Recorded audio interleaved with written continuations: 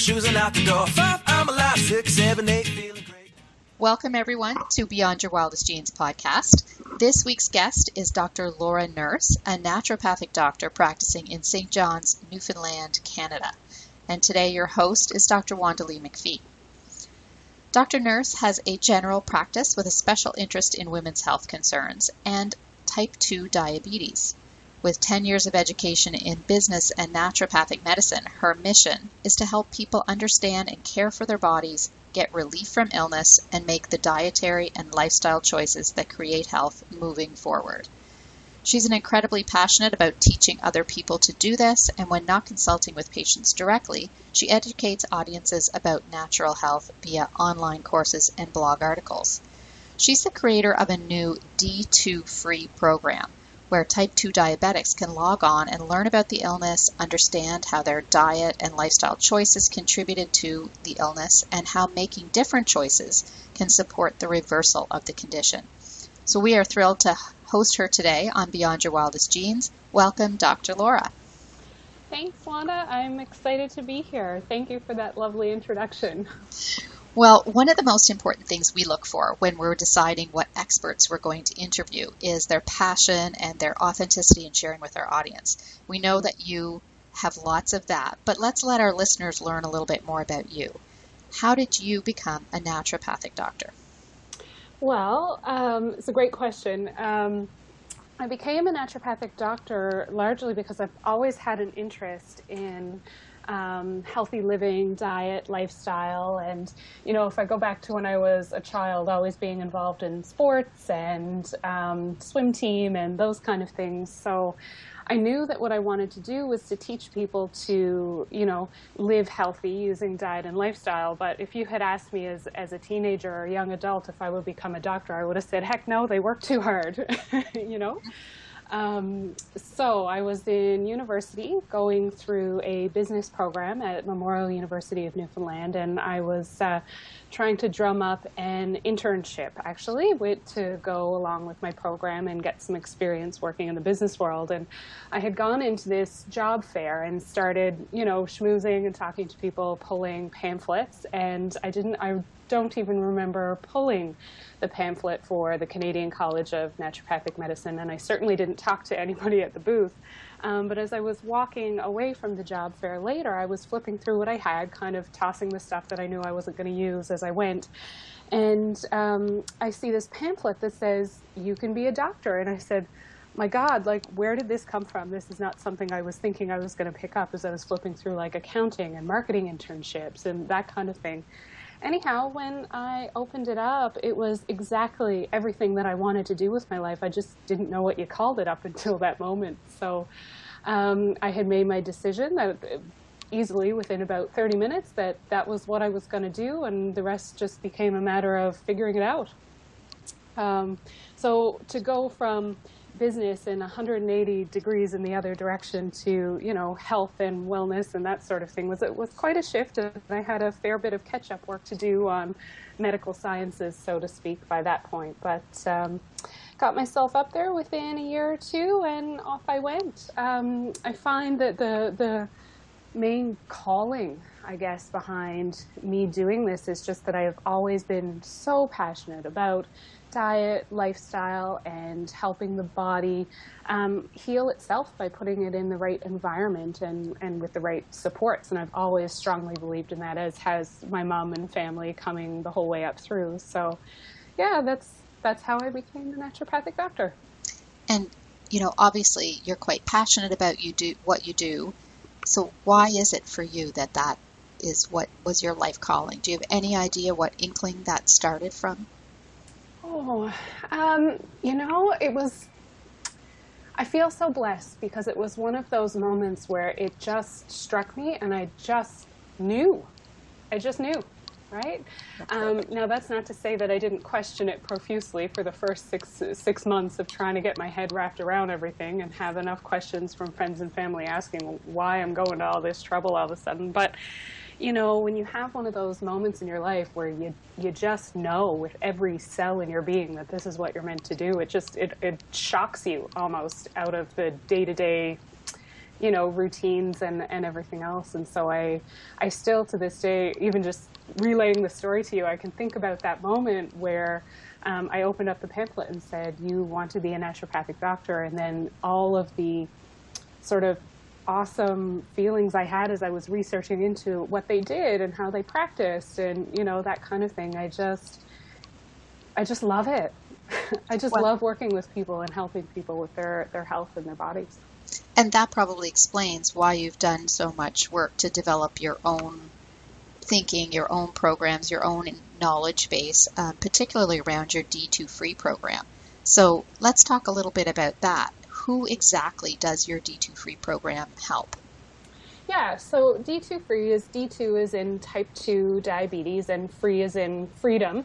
So it's designed to help type 2 diabetics, adult onset, so to speak, or have come to be diabetics later on in life. And they may or may not be on medication. So, the program can certainly work around that, whether you're on metformin or injection insulin or anything like that. That can be managed through this program. But they're also the type of people who want to get as far as they can with diet and lifestyle, right? They understand and they get that they need to learn to work with their body if they want the results. Mm-hmm. So those are kind of the, it's not every single type 2 diabetic out there. Certainly if you're not the type of person that wants to make the dietary and lifestyle changes and you're happy on the medication and whatnot, then that's fine.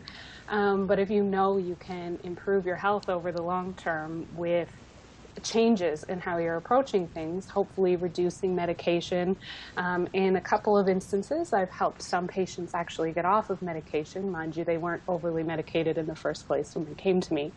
But that is really who this program is designed for. It's the people who are ready to make those changes, learn about their illness, and, dive in head first, so to speak. So those people are probably looking and actively seeking some help.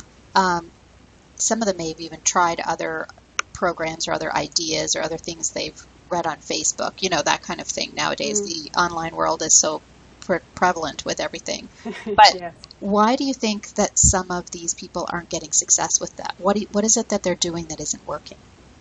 Yeah, so I think, at least with the type 2 diabetics that I've seen in my clinic and the pattern that I've been able to isolate is simply that, they haven't had a coherent enough education in their illness, that they simply don't understand the impact of their dietary and lifestyle choices on their body. They're not making the connection. They just don't get where they're going wrong. So if you don't know where you're going wrong, then you can't make different choices or set the foundations for health using your choices in terms of diet and exercise and other lifestyle things. And with all of the programs and everything else out there, there's so much overwhelming information out there. And it's easy to follow the wrong line of thinking as well if you're kind of doing it on your own from behind your computer screen and not speaking to anyone. One of the ways I see people become paralyzed by information the most tends to be, they're diagnosed as a diabetic and they get put on this sort of stream or pathway within the traditional medical system that says you see this person and this person and this person and this is the way that it goes, and they're sort of led through this path rather than educating themselves through the path. And so it comes right back to they're following all the steps that they're told to do, but they're not making the connections between their food choices and their blood sugar, right? Right. And if people don't really understand the why, it's really hard to follow the what. Exactly, right? And when you give it a shot with a couple of things that changes to your diet that seem like, yes, I think this is healthy and this is what I've been told is healthy my whole life, and those attempts don't pan out, it's so easy to give up, and just rely on the medication because it has your sugar under control and, and you don't have to fuss around with it, so to speak, right? So there's that golden window of opportunity I find with my newly diagnosed type 2 diabetic patients, where they're just so keen for information and for learning. And I find, at least through the program I put them through, they're the ones that tend to pick it up and do the best. And with those that have been at it for a while, I have to work a little bit harder with the motivational piece, you know? So you've been a naturopath for a number of years, but how did you discover this approach that you're using in the D2 Free program? Yeah, it was interesting. I had just started dating my boyfriend, and his father was diagnosed with type 2 diabetes. And of course, you know, we were fairly new, but of course when he was diagnosed, then when I was introduced to who I hope will be my father-in-law at some point, he said, you know, what do I do about this diabetes thing? And so I sat back and said, don't worry, I can help you. And I thought about, well, if I was diagnosed with type 2 diabetes, how would I approach it with all of the information and knowledge that I have? And so basically I had decided, well, what I would do is track my blood sugars, both before and after a meal, and check to see afterwards how my blood sugar, based on how my blood sugars did I choose what I would call a winning meal, right? Would be the easiest way to do it.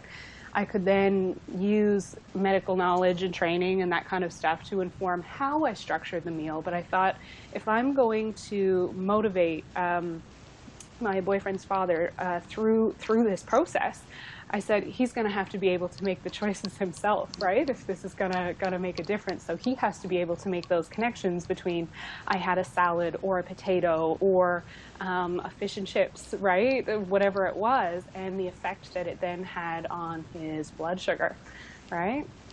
So that was kind of how I don't know so much that discovered it, but put it together in a way that, you know, throughout his progress in our work together, there was multiple times I had him sitting down at the kitchen table, and he'd been taking his blood sugars about 6 times a day, you know, before and after every meal. And his poor fingers, they, if he squeezed them too hard, they bled at certain points. But we did figure it out as it went through, and we had his blood sugars cut in half within the first 3 months, right? And within a 9-month period, they're stable and regularly coming back below 6. Well, let's talk about the steps, the pathway that your clients follow through the program. Sure, yes. So as I put the program together for my patients, I had done it in a way similar to the way that I took Jeff through, and he doesn't mind me using his example. He's told me multiple times. So first it was about, you know, you have to have that conversation about what it means to have diabetes, right? And sort of like diabetes 101, so to speak, and get everybody on the same page, because what I find is interesting is when people come to me one-on-one, they oftentimes don't fully understand their illness, even though they've read all the material about it. They kind of need to have a conversation with somebody quite frequently, so I find that helps. Then we move on to, of course, diet and sugar tracking, and I teach them how to track their food and their blood sugars, both before and then 2 hours after they eat. From there, we move on to what the numbers really mean and how to use your glucometer, especially if they haven't, if they've been having trouble with that. Sometimes they know, especially here in Newfoundland, if you've got like an old fisherman's hands or something, they're a bit tough, so they need to get a higher gauge needle in order to get the blood coming through. So we troubleshoot that kind of thing. Then we spend some time really looking at sugar and the effect that it's having and how much they're eating, because they've been tracking their diet and using the numbers to kind of see, okay, is that a win or is that a loss? And how can we tweak these meals so that, you know, it becomes more of a win, right? By looking at the basics of food science, from carbohydrates, but also, of course, your proteins, fats, fiber, that sort of thing. I talk about how to tweak your cooking, right, for better blood sugar, because there's oftentimes some substitutions and things. And for that particular lesson, I often recommend, especially if it's a husband that is coming to me, I say, if your wife's the cook in the family, bring her to this visit, right? Yes. So that they can understand, and then they're both on board. And that's basically the gist of it. And then as we get towards the end, I'll talk about some of the other lifestyle things like exercise and mindset and sleep management, you know, stress, those kind of things and how they will impact your blood sugars. Because once you get far enough along, they're wondering, why are my blood sugars always highest in the morning? So those are questions that come along further down the road once they got a handle on how to manage it in the day-to-day. Right? When a lot of general listeners hear the word sugar, they think of sugar in a bag, or sugar in a cookie, or, the obvious candy, chocolate bar, that kind of sugar. But when you talk about sugar as a clinician, you're talking about a far broader range of carbohydrates than that, I'm sure. So how do you help people understand that, spaghetti is sugar too? Right. Yeah. So the sugar conversation quite quickly leads into, what is a carbohydrate, and a carbohydrate conversation. I usually explain to them, sugar is just a single glucose molecule. And when you're looking at carbohydrates, beyond the very simple ones, you have chains of glucose sort of stuck together. And the more chains you have that are branched and longer, the more complex the sugar. And so the less likely it is to hit your bloodstream so fast, because you can't get it in there. You've got to break it down first, because you can only pull the sugars in one at a time. And when I explain that to them and they understand it's the difference between a flush of straight sugar that it gets absorbed now versus, a few minutes digesting some of the complex carbohydrates, they look at it and they go, oh, now I understand why you're telling me to eat the birdseed looking bread and not the white bread, right? Because they understand the roles of the complex carbohydrates, and the sugar, the fiber and vitamins and minerals comes into that conversation as well. But yeah, absolutely. The refined carbohydrates, oftentimes refined white flour. And one of the rules of thumb I sometimes give my patients is, listen, if it's white, don't eat it until you talk to me about it. Right?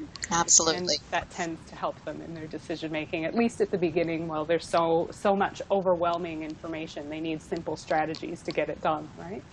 Well, and I know in my own practice as a chiropractor, we have a lot of people who struggle with diabetes, but also the common story of, my sugars are a bit high, those borderline diabetic issues. They would probably benefit a great deal from some of your information as well. Yes, absolutely. You kind of had, what's interesting is I've been involved in a few workshops here around the city on how diabetic healthcare is delivered. And there's this, and I'm not sure how it is, Wanda, in other provinces, and you can correct me if it's different in Nova Scotia, but at least here, there is no program for what I would call a pre-diabetic. So a diabetic is somebody whose blood sugars are coming back above 7, right? Hemoglobin A1C is above 7, and normal is between 4 and 6. Well, then you kind of have this, no man's land between 6 and 7, where you get the 6.1, 6.2, 6.3, all the way to 6.9, and there's nothing for them. There's nothing set up. It's almost a hole in the healthcare system in terms of treating these people. So this type of program, well, I'm sure at that point, as a pre-diabetic, they don't always have the glucometer for feedback. It's certainly in my plans to start adapting it so that the pre-diabetics can also participate and start understanding how to make better choices. Yes, I know. Our focus in a wellness model, as I know you have, is that preventative aspect. So any opportunity to not just manage the diabetes that arrives, but prevent it from coming in is a huge opportunity for the world to be a healthier place. Oh, absolutely. Yes, I'd love to see something there for the pre-diabetics as well. Well, we've been talking a lot about educating people. One of my first mentors had a saying, if they knew what you knew, they'd do what you do. So if they knew how I ate, they would eat like me. If they knew how I exercised, they'd exercise like me. If they knew I got adjusted every week, they'd get adjusted every week like me. Yeah. Now, after 21 years of practice, I find that's not entirely accurate. Sometimes they know. And we've shared the information and we've given them all of that incredible stuff that should be changing their mind, and then they don't do it. So, following your D2 free program, I think it would be an incredibly life-changing event, but it's a big commitment. So how do you motivate people to stick with that? Yeah, you're right. It's a huge commitment, and it's a lifestyle change, right? I laugh because quite often I tell them, I said, listen, give me 3 months and I'll give you your life back, right? In terms of the diabetes and blood sugar control. It's very much like diabetes boot camp. And so it's for those people who are ready to, let the rubber meet the road and make those long-term lifestyle changes and get themselves feeling better. And I think that, my goal as we go through the program, I'll get my patients, of course, to do all sorts of different exercises, and things with the sugar testing and the meal tracking and all that stuff. But that's not the new lifestyle choice I'm trying to put in place for you. I want you to almost have those choices on autopilot by the end of 3 months, and you'll stick to it because you're going to start feeling better so quickly. Your energy comes back, and the weight comes off for many people, right? They all of a sudden are sleeping better as well, which is an interesting connection when you're talking about food and blood sugar, and you don't think it's going to impact your sleep, but it does. And I also say, listen, you've got to understand and see that it took you a lifetime to get into the mess. So it's going to take you a little bit of time to get out of it. But it's absolutely possible. I've seen it. It can be a little bit tricky. And I say, up front, look, the path to health it's not a straight line, right? But it's so worthwhile, and you're going to feel all the better for it. And with the early wins that happen in the D2 Free program, once people start making those connections, it becomes almost, or at least as I see it, my patient becomes almost self-motivating because they want to see how much better they can get, Mm-hmm. Absolutely. Those wins are important. And, with 3 months, you can really change some habits. I find for a lot of people when we talk about, in my line of work, inflammation is a big thing. So we talk about anti-inflammatory menus, and they are paralyzed at the thought of changing the habits of what they're used to having for breakfast, or what they're used to having for lunch, or used to having for supper, and used to buying at the grocery store. But if you can walk them through that for 3 months, those habits have been replaced by different choices. Well, exactly, and different choices that are keeping their energy levels up, and their mood is much more stable, and they're happier. So, it's kind of, I use an analogy with my patients in the clinic quite often. When the light bulb goes on for somebody and you see the color of the paint in the room, you can turn the light back off, but you can't not know what color the room is. Right? And it's very much like that with this diabetes program, and I'm sure with your patients with the anti-inflammatory, as they start to actually feel better and see what life is supposed to be like, and they get their energy back, and their mood is improved, and they're getting, the correct feedback on their blood work as well. Like, those things can be so motivating, but you have to experience them, with the quick wins, as I say, in order to have that ongoing motivation to keep with it. So if our listeners, because they're all over the world, we have at this point, well over 30,000 people in 66 countries. Wow. By the time this airs, it'll be probably twice that. So we are going to have people listening to this from literally all over the world. If they want to have more information, where can they find more information about you and about D2 Free? Sure, yeah. So if you want more information about me and what my work is currently doing right now, my personal website, www.drlauranurse.ca, that's always going to be your most up-to-date source of information about the things that I'm doing. As the D2 Free program gets going and I launch it online, I'm planning on doing this really cool program launch with some free training and such. So, if you're interested but you're not really sure and you want some more information about it, then absolutely it'll all be there ready for you at www.d2free.ca, because we're in Canada. And I also tell people, look, if you're not ready, or you're not ready to commit in the full program, still go and check it out, because the free training that I'm going to have up is literally the next best thing to this D2 Free program. Fantastic. Thank you, Dr. Laura, for joining us today. It's been a pleasure to introduce your work to our audience and hopefully change many lives for the better, and at least raise a great deal of awareness about some of the choices and options that people have for living better. Thank you so much, Wanda. It's been such a pleasure and an honor to speak with you today. And I'm excited that so many people in so many countries are going to hear my voice and my thoughts on things. That it kind of blows my mind how connected the internet has made the world.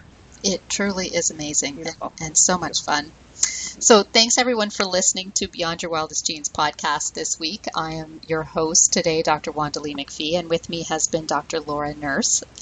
If anyone has enjoyed the program, please share it with your friends, pass on to everyone that you think could benefit from the information, and help us create a healthier world. We are free on iTunes and on Podomatic online, and we look forward to having you listen to us again next week. Thank you.